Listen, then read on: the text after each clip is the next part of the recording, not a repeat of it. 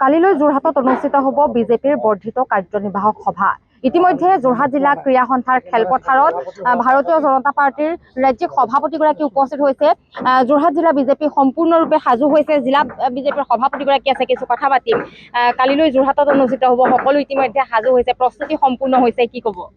প্ৰস্তুতি সম্পূৰ্ণ হৈছে আৰু গম পাইছে যে পঞ্চায়ত নিৰ্বাচনৰ পিছত আমি প্ৰথমবাৰৰ কাৰণে আমাৰ মাননীয় ৰাজ্যিক সভাপতি ডাঙৰীয়াৰ নেতৃত্বত আমাৰ ভাৰতীয় জনতা পাৰ্টি অসম প্ৰদেশৰ সকলো প্ৰমুখ কাৰ্যকৰ্তা গোট খাব।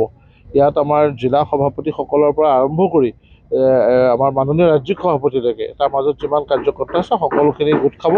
আৰু এইটো আচলতে আগন্তুক সময় আমাৰ ভাৰতীয় জনতা পাৰ্টিত বৈঠকৰ এক বিশেষ গুৰুত্ব আছে। আমাৰ কাৰ্যপদ্ধতিত আমাৰ মাহে মাহে আমাৰ পষেকীয়া আমাৰ দুমাহ তিনিমাহৰ মূৰত আমি বহোঁ আৰু এইবাৰ পঞ্চায়ত নিৰ্বাচনৰ পিছত সকলো আমি এই পঞ্চায়ত নিৰ্বাচনৰ ফলাফল পৰ্যালোচনা, আগন্তুক কাৰ্যসূচী ইত্যাদি এইবিলাক আমাৰ নিয়মীয়া বৈঠক।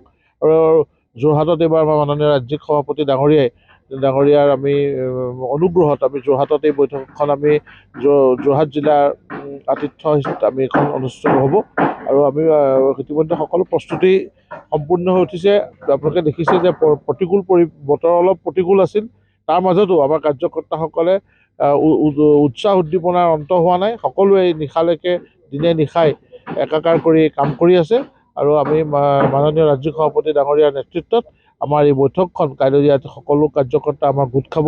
আমাৰ মাননীয় ৰাজ্যিক বিষয়ববীয়াসকল, ইয়াত আমাৰ সকলো সাংসদ, সকলো বিধায়ক, জিলাৰ সভাপতিসকল, জিলাৰ প্ৰভাৰী সহপ্ৰভাৰীসকল সকলো ইয়াত কালি একত্ৰিত হ'ব। দিনজোৰা কাৰ্যসূচী, দিনজোৰা চিন্তন মন্থন চলিব।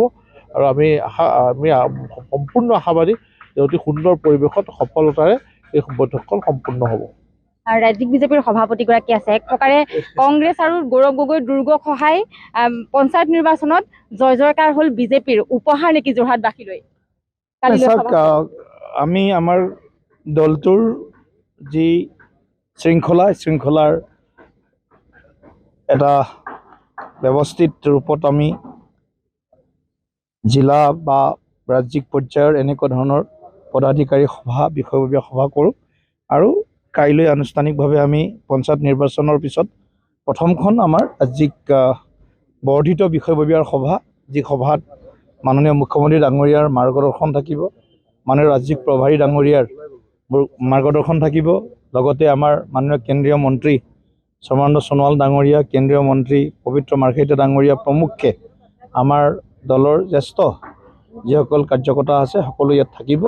গতিকে আগন্তুক 3 মাহৰ আমাৰ যি সাংগঠনিক কাৰ্যসূচী, লগতে ৰাজনৈতিক আমাৰ যি আগন্তুক দিশসমূহ আছে, গোটেইবিলাক নিৰ্বাচনৰ পৰা আৰম্ভ কৰি সকলোবিলাক দিশ পুংখানুপুংখভাৱে কাৰ্যকৰ্তাসকলৰ বটম অপ এপ্ৰোচ বুলি কোৱা হৈছে।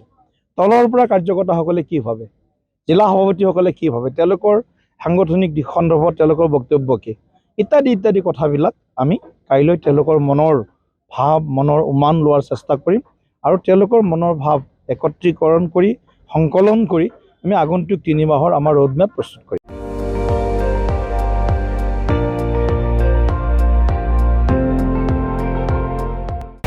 আপুনি চাই আছে ND24, সৰ্বশ্ৰেষ্ঠ নহয়, সৰ্বোত্তমৰ দৌৰ।